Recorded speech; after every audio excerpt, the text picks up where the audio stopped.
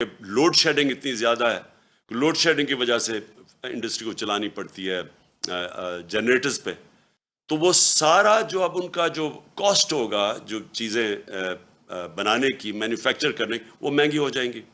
اس کا اثر آئے گا بے روزگاری کے اوپر، کیونکہ سب سے زیادہ جو روزگار دیتی ہے وہ انڈسٹری دیتی ہے، تو انڈسٹری کے اوپر جب ٹیکس لگے گا کمپیٹ نہیں کرے گی، اور ابھی کئی انڈسٹریز میں بے روزگار کرنا شروع کر دیا لوگوں کو، تو یہ مزید آگے اور بڑھے گا، یہ جو انہوں نے سپر ٹیکس لگایا ہے۔ اور یہ آپ کے سامنے ہے سٹاک مارکیٹ کے اوپر اس کا جو اثر گیا ہے، جو بزنس کمیونٹی پہ گیا ہے، اور اس کے علاوہ جو گیا ہے روپے کے اوپر۔ روپیہ پہلے تھوڑا سا سن کے کہ جی باہر سے امداد آ رہی ہے تو اس سے تھوڑا روپیہ جو مضبوط ہوا تھا وہ پھر نیچے چلا گیا۔ تو اور تیسری چیز جو ہمارا زراعت کے اوپر ملک سارا جو ہمارا ملک تو ڈپینڈ کرتا ہے اس کا، کہ زراعت جب اوپر جاتی ہے تو سارے 60% پاکستان کو فائدہ ہوتا ہے۔ تو اب انہوں نے جو ڈیزل کے اوپر جو ڈیزل مہنگا ہوا اور جو لوڈ شیڈنگ ہے، اس کا سب سے بڑا اثر ہمارے کسانوں پہ پڑنے والا ہے، اور اس کی پاکستان کی پیداوار کے اوپر۔ تو ایک طرف سیلریڈ کلاس، جس سیلریڈ کلاس کو انہوں نے پہلے چھوٹ دی تھی، جو 1 لاکھ روپیہ مہینہ سے زیادہ تنخواہ تھی ان کو پہلے چھوٹ دی، اور 1 لاکھ سے کم یعنی 50,000 روپے کا اب نیچے سلیب لے آئیں، یعنی 1 لاکھ سے 50,000 روپے آ گئے۔ پہلے انہوں نے کہا تھا کہ 1 لاکھ تک چھوٹ ملے گی، 50,000 روپے مہینے کی بھی ٹیکس آ گیا ہے، لاکھ روپے مہینے سے جو زیادہ ہے ان کا ٹیکس ڈبل کر دیا۔ تو پہلے جو تنخواہ دار طبقہ مشکل میں تھا اس کے اوپر مزید اور ٹیکس بڑھا دیا، اور اس سے کیا ہوگا؟ اس سے لوگ مجبور ہوں گے ٹیکس کی چوری پہ۔ جو ہم نے اتنی مشکلوں سے پاکستان میں بڑی دیر کے بعد ریکارڈ ٹیکس اکٹھا کیا تھا، اور ریکارڈ ٹیکس اکٹھا کا مطلب یہ کہ کبھی پاکستان سوچ نہیں سکتا تھا، ہمیں تانے دیے جاتے تھے کہ 6,000 ارب روپیہ آپ ٹیکس کیسے اکٹھا کریں گے، اس سے زیادہ ہم نے کیا۔ اور میں آپ کو گارنٹی کرتا ہوں کہ جو ہم قدم اٹھا رہے تھے، ہم 8,000 ارب اور اس سے بھی آگے جانا تھا اس سے اگلے سال۔ وہ کیسے؟ ہم وہ جو موجودہ لوگ ہیں انہی کو پر بوجھ نہیں ڈالنا چاہتے تھے، ہم ٹیکس بیس بڑھانا چاہتے تھے۔ اور اس کا طریقہ کیا تھا کہ ہم نے بڑی مشکلوں سے نادرا کے ساتھ مل کے آئیڈینٹیفائی کیا کہ 4 کروڑ 30 لاکھ گھرانے تھے، 4 کروڑ 30 لاکھ جو ٹیکس نہیں دیتے تھے، ان کو ہم نے آرٹیفیشل انٹیلیجنس، یہ ایک نیا طریقہ ہے جس سے آپ ان کی رہن سہن کیسا ہے، ان کے پاس گاڑی ہے، گھر کدھر ہے، یہ ساری چیزیں دیکھ کے ان کی ٹریول کتنی ہے، وہ فیڈ کر کے کمپیوٹر میں آرٹیفیشل انٹیلیجنس کے ذریعے ہم نے سب پتہ چل گیا تھا کہ کون کتنا ٹیکس دے سکتا ہے۔ اور اپریل سے جب ہماری گورنمنٹ گئی ہے، ہم نے پورا پلان بنایا ہوا تھا کہ ان کو ہم نے کیسے ٹیکس نیٹ پہ لے کے آنا ہے۔ اس کا مطلب ہمارا ٹیکس نیٹ بڑھ جانا تھا، اور بجائے انہی لوگوں کے اوپر زیادہ ٹیکس ڈالتے، بلکہ اگر ہم کم بھی ٹیکس کرتے تو کیونکہ وہ نیٹ بڑھ جانا تھا، ہمیں ہماری ٹیکس کی آمدنی جو میں سمجھتا ہوں کہ 8,000 سے پھر ہم نے اوپر جانا تھا۔ پھر ہم نے ایک ٹیکنالوجی کا استعمال کیا، اور یہ سارا ٹیکنالوجی کے ذریعے ہمارا پلان تھا۔ ہم نے جو ٹریک اینڈ ٹریس سسٹم ہے ایک، یہ جو بڑی ہم نے دیکھا کہ شوگر انڈسٹری کے اندر جب تفتیش کی تو جو شوگر انڈسٹری کے اندر کئی ملز 70% صرف ڈکلیئر کرتے تھے اپنی سیلز ٹیکس کے لیے کہ کتنی انہوں نے چینی بنائی ہے، باقی 30% وہ آف بکس بیچتے تھے، یعنی اس کے اوپر سیلز ٹیکس نہیں دیتے تھے۔ اس کے لیے ہم ٹریک اینڈ ٹریس سسٹم لے کے آئے کہ ایک ایسا سسٹم ہے کہ اس کے ذریعے ہر بوری کے اوپر وہ لگتا ہے، تو بیٹھے ہمیں پتہ چل جاتا ہے کہ کتنا انہوں نے پروڈیوس کیا اور کتنا وہ بیچ رہے ہیں۔ یعنی یہ جو چوری ہے سیلز ٹیکس کی، اس کو ختم کرنے کے لیے سسٹم لے کے آئے تھے۔ 20 انڈسٹریز کو ہم نے چنا تھا، 3 پہ ہم شروع کر دیا تھا ٹریک اینڈ ٹریس سسٹم، اور ہمارا پلان تھا کہ 20 تک ہم پہنچیں گے۔ تو ہم نے جو اپنا ٹیکس تھا اس طرح بڑھانا تھا، ٹیکس کی چوری کم کر کے۔ پھر جو ریٹیل سیکٹر، دکانیں جو ہیں، اس وقت جو دکانوں کا جو ٹوٹل دکانوں کی جو پیسہ دکانوں سے بنتا ہے، یعنی جو ان کا جو ٹوٹل ٹرن اوور ہے، وہ 20,000 ارب روپیہ ہے، اور جو ٹیکس دیتی ہیں دکانیں وہ صرف اس میں سے 4,000 ارب دیتی ہیں۔ تو ہم ٹیکنالوجی کا استعمال کر کے باقی دکانوں کو بھی ٹیکس نیٹ میں لانا چاہتے تھے، تو کوشش کیا کر رہے تھے کہ ٹیکس نہ ہم بڑھائیں, ہم ٹیکس بیس بڑھائیں اور اس سے ہم پیسہ اکٹھا کریں, اور انشاءاللہ اس پہ ہم ٹارگٹ پہ جا رہے تھے اللہ کے فضل سے, جس طرح ہماری ریکارڈ ٹیکس کلیکشن ہوئی. اور کیونکہ ہم نے بوجھ نہیں ڈالا اپنی انڈسٹری کے اوپر, ریکارڈ پرفارمنس تھی ہماری انڈسٹری کی, ہماری ریکارڈ ایکسپورٹس تھی, ٹیکسٹائل نے ریکارڈ ایکسپورٹس کی. ٹیکسٹائل سیکٹر جو بند ہو رہا تھا جب ہماری گورنمنٹ آئی ہے, اور پوچھ سکتے ہیں فیصل آباد میں, وہ ٹیکسٹائل میں مزدور نہیں ملتے تھے ٹیکسٹائل انڈسٹری کے لیے, اور اس لیے وہ آگے جا رہی تھی. تو انہوں نے جو اب سٹیپس لگائے ہیں, یہ جو ہماری ساری, اور زراعت میں بات کر رہا ہوں کہ ریکارڈ پروڈکشن تھی, 4.4% پہ ہماری زراعت بڑھ رہی تھی. اور یہ ساری چیزیں, یہ میں نہیں کہہ رہا, یہ پاکستان کی اکنامک سروے کے اندر تھی. جو ہماری اکنامک سروے کی یہ ریزلٹس ہیں, آپ دیکھ سکتے ہیں, وہ یہ گورنمنٹ نے دی ہے, ہم نے نہیں دی. اس گورنمنٹ نے جو اکنامک سروے ہے اس کے اندر یہ سب کچھ لکھا ہوا ہے. سروس سیکٹر بڑھ رہا تھا, انڈسٹری بڑھ رہی تھی, زراعت بڑھ رہا تھا, آئی ٹی ایکسپورٹس بڑھ رہی تھی, جو فیوچر ہے پاکستان کا ٹیکنالوجی کی, آئی ٹی کا, جو ہم نے بڑے انسینٹیوز دیے تھے. تو ادھر سے انہوں نے آ کے, جب سے یہ آئے, پہلے تو پھر سے میں کہتا ہوں تیاری نہیں تھی, مارکیٹ کو پتہ چل گیا ان کی تیاری نہیں ہے, روپے تیزی سے گرنا شروع ہو گیا. 178 روپیہ ڈالر تھا جب انہوں نے نو کانفیڈنس پوشن کی, اس کے بعد وہ گر کے آج 210 212 کے قریب ہے. اور اس کی ابھی اثرات آنے ہیں. میں پھر سے آپ کو کہہ رہا ہوں کہ جب روپیہ گرتا ہے تو اور جتنی چیزیں باہر سے لیتی وہ اور مہنگی ہو جاتی ہیں. روپیہ گرا, اسٹاک مارکیٹ گری, مارکیٹ نے سمجھ گیا ان کا کوئی پلان نہیں ہے, اور اس کے بعد ریکارڈ مہنگائی بھی ہوئی. اور اب یہ جو بجٹ دیا ہے, اس سے آپ یہ سمجھ لیں کہ ابھی مہنگائی نہیں صرف ہونی, صرف اس سے جو تنخواہ دار اور جو موجودہ ٹیکس پیئرز ہیں ان کے اوپر ہی نہیں بوجھ آنا, اس سے ہمارے روزگار کے اوپر فرق ہوگا. یہ بھی میں آپ کو کہہ دوں کہ ہمارا جو روزگار تھا, یہ پیپلز پارٹی اور نون لیگ کی حکومتوں سے سب سے بہتر پرفارمنس تھی روزگار کی. بلکہ جو ورلڈ بینک کی رپورٹ ہے, سارے بر صغیر میں کرونا کے بعد جو ملک میں سب سے زیادہ روزگار تھا یا سب سے کم بے روزگاری تھی, وہ پاکستان تھا.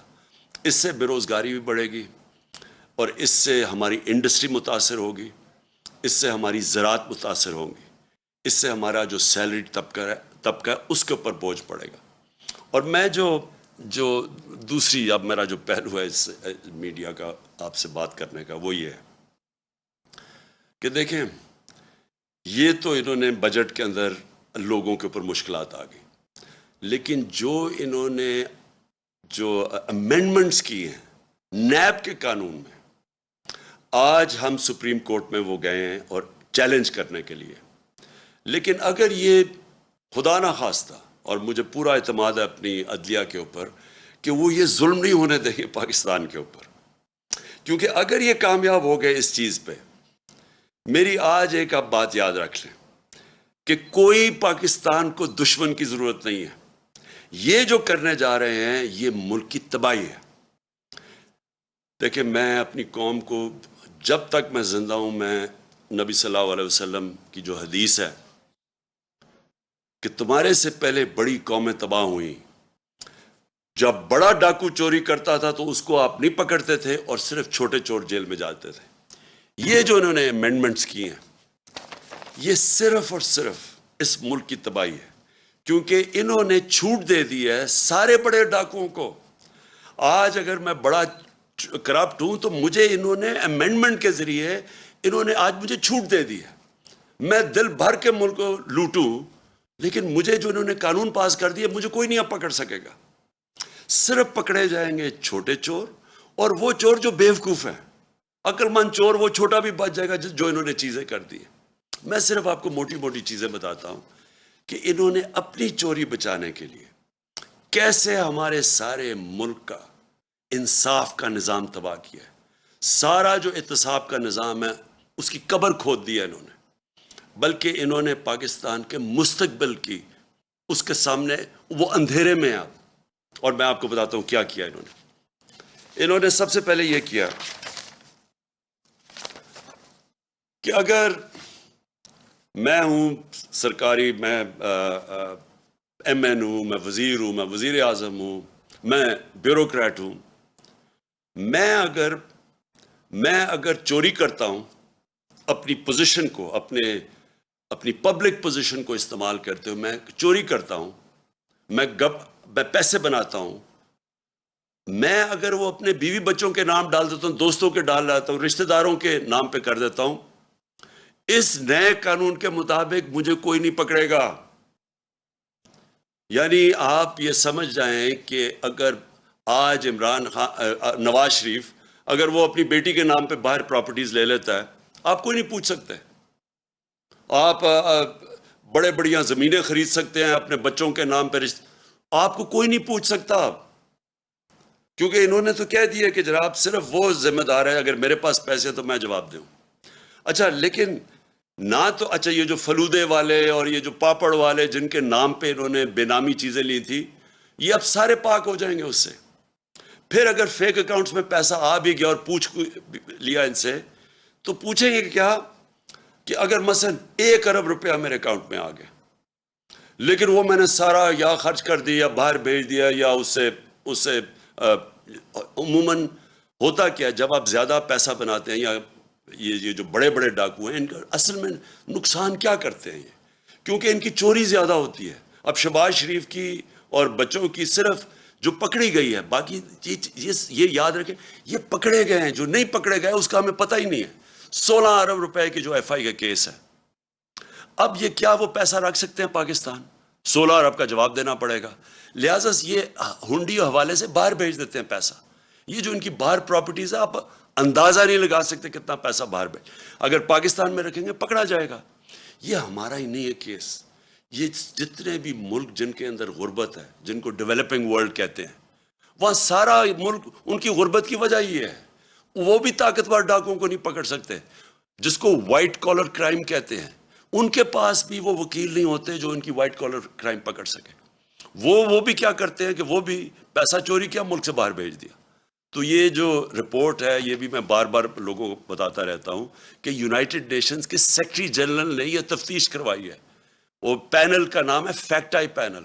اس کے مطابق 1700 ارب روپیہ ہر سال غریب ملکوں سے جاتا ہے امیر ملکوں میں اور آف شور اکاؤنٹس پہ، اور بڑے بڑے ان کے محلات لینے کے لیے، جس طرح لنڈن میں مے فیئر کے اندر بڑے بڑے نواز شریف جن محلوں میں رہتا ہے، اس طرح ساری غریب ملکوں سے ان کے پیسے والے لوگ، ان کے وزیر، وہ سارے یہ کر رہے ہیں۔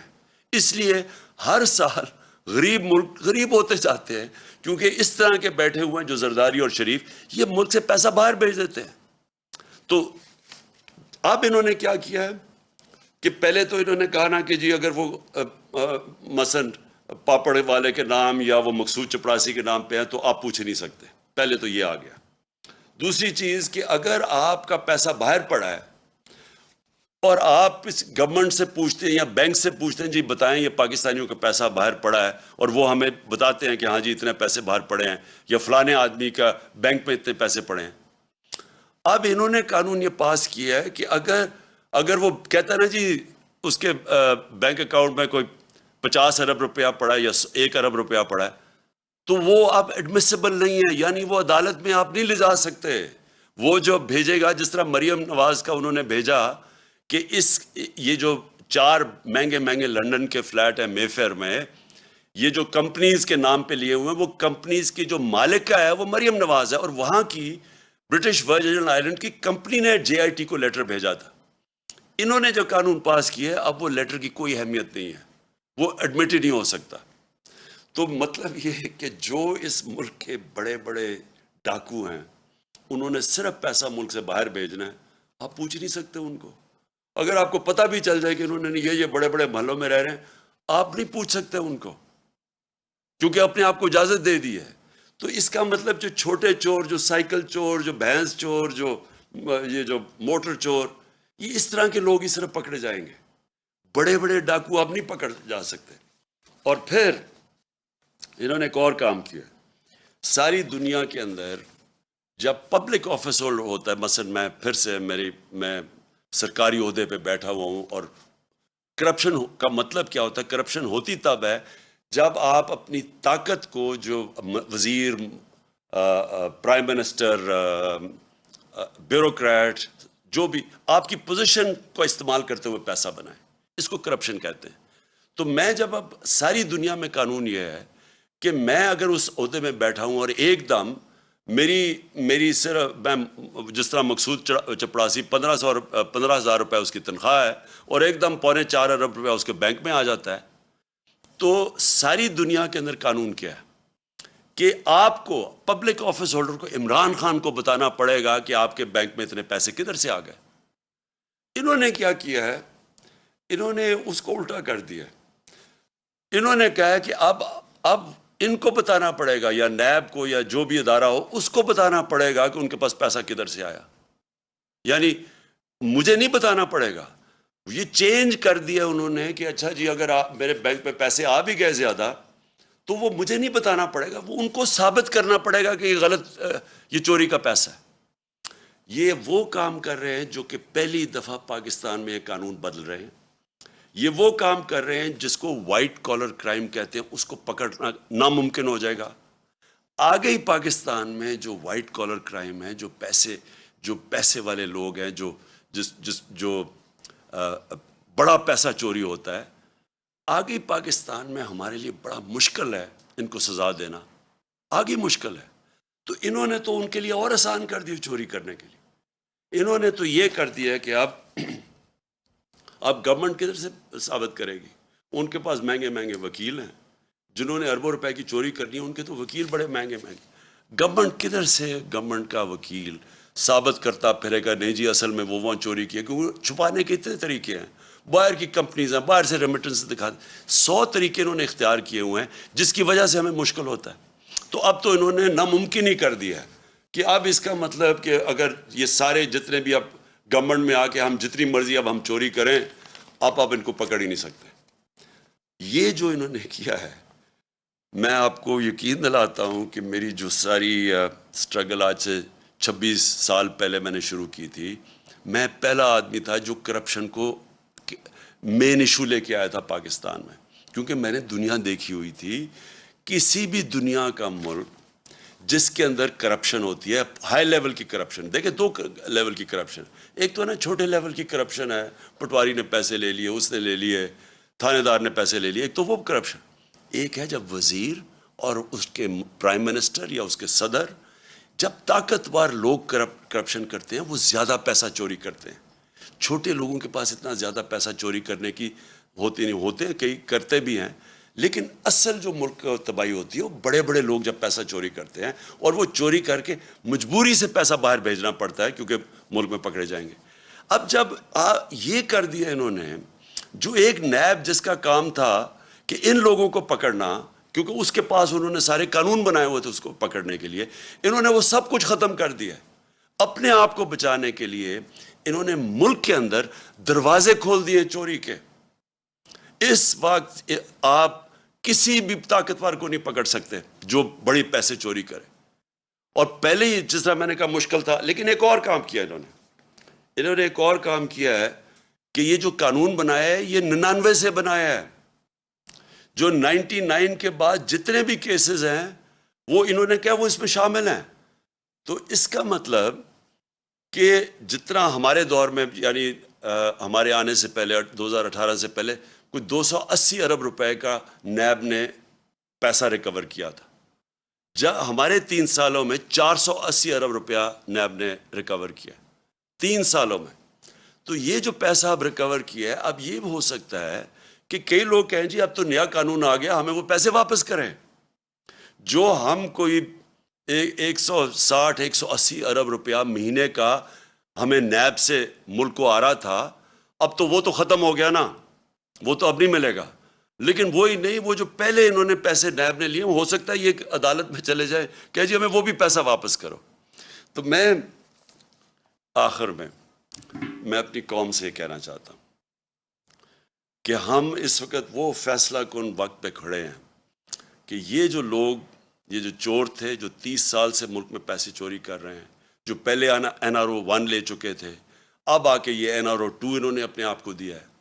ہم نے جس طرح کہا سپریم کورٹ میں ہم چیلنج تو کر رہے ہیں، لیکن اگر یہ کامیاب ہو جاتے ہیں اور یہ قانون رہ جاتے ہیں، آپ یہ سمجھ جائیں کہ پاکستان ایک بنانا ریپبلک بن جائے گا۔ ابھی تو ہم کہتے ہیں نا بننے جا رہے ہیں۔ بنانا ریپبلک کیا ہوتا ہے؟ بنانا ریپبلک وہ ہوتا ہے جدھر طاقتور کے لیے ایک قانون ہوتا ہے اور کمزور کے لیے دوسرا. بنانا ریپبلک وہ ہوتا ہے جدھر رول آف لا نہیں ہوتا, یعنی قانون کی حکمرانی نہیں ہوتی, مائٹ از رائٹ ہوتی ہے, جس کی طاقت وہ جو مرضی کر لے. ادھر جا رہا ہے پاکستان.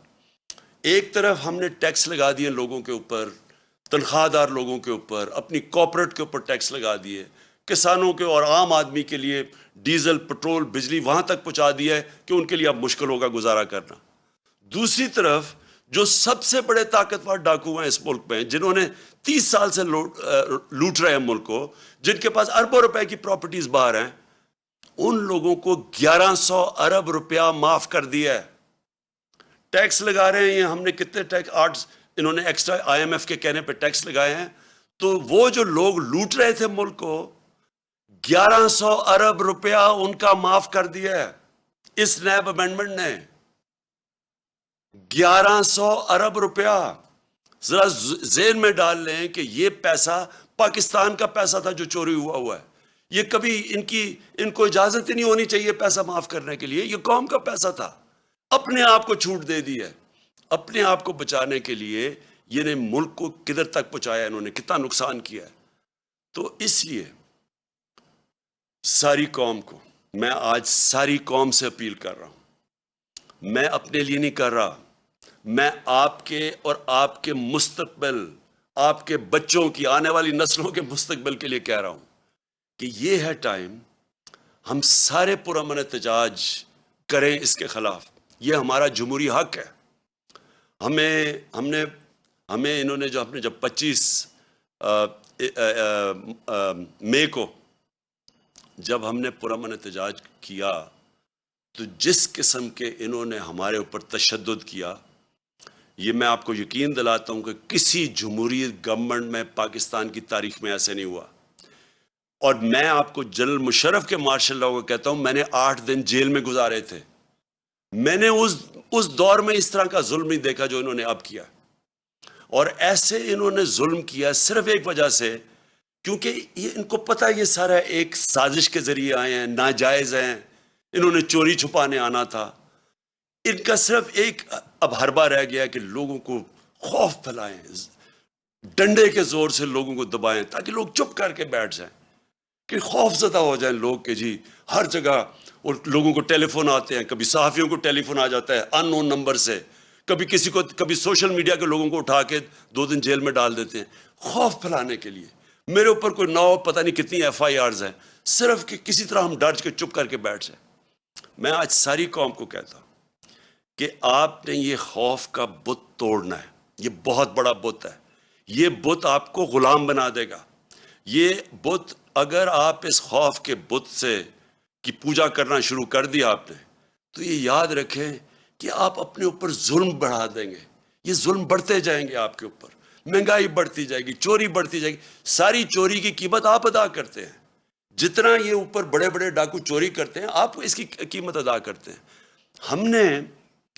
انہوں نے 3.5 سال کیمپین چلائی, اور مجھے پتہ ہے کدھر سے پیسے میڈیا کے اوپر چلا, مجھے پتہ ہے باہر سے فنڈنگ کدھر سے ہوئی ہمارے اگینسٹ یہ جو پوری سازش تھی.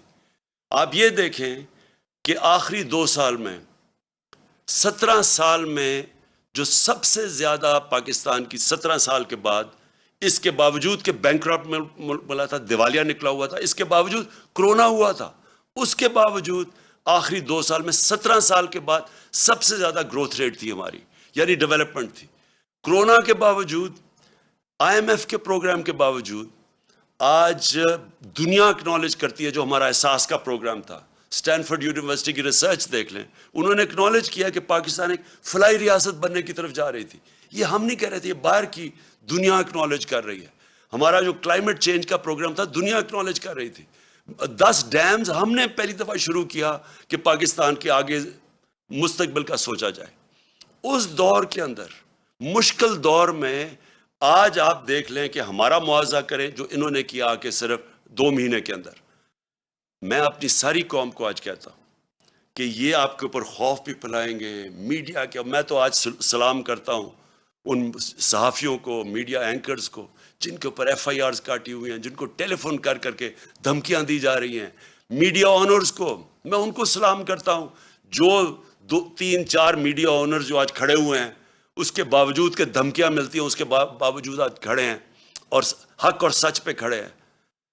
मैं आज अपनी सारी कौम को कहना चाहता हूं, आपने ये इस तरह के लोगों के जितने ये आपको डराने की कोशिश और जुल्म करने की कोशिश, इससे ना घबराएं। वक्त आ गया स्टैंड लेने का। मैं आप सबको दावत देता हूं कि अगले हफ्ते की शाम को मैं एक बड़ा प्रोटेस्ट जलसा कर रहा हूं परेड ग्राउंड में, और ये होगा सिर्फ पिंडी और इस्लामाबाद से मैं लोगों को यहाँ इकट्ठा कर रहा हूँ। बाकी पेशावर में और पिंडी लाहौर में, कराची में, मुल्तान में, हमारे जो बड़े बड़े शहर हैं, इन सारे शहरों के अंदर, फैसलाबाद में ख़ास तौर पे, आज फैसलाबाद में जिधर मुश्किलों का सामना करना पड़ा है, मैं सारों को कह रहा हूँ कि आपने वहाँ जलसे करने हैं हफ्ते की रात को, और मैं इंशाल्लाह करूँगा परेड ग्राउंड में जलसा। मैं चाहता हूँ कि भरपूर तरीके से आप शिरकत करें, और फिर से आप शिरकत करें मेरे लिए नहीं, अपने लिए, अपने मुल्क के लिए, अपने बच्चों के मुस्तकबिल के लिए। पाकिस्तान अपने लिए, अपने मुल्क के लिए वक्त आ चुका है कि अवाम सड़कों पर निकले। हफ्ते की रात को तमाम पाकिस्तानी अवाम से अपील करता हूँ कि वो अपने अपने शहरों में एहतजाज के लिए निकलें। परेड ग्राउंड में एक बहुत बड़ा जलसा करने जा रहा हूँ।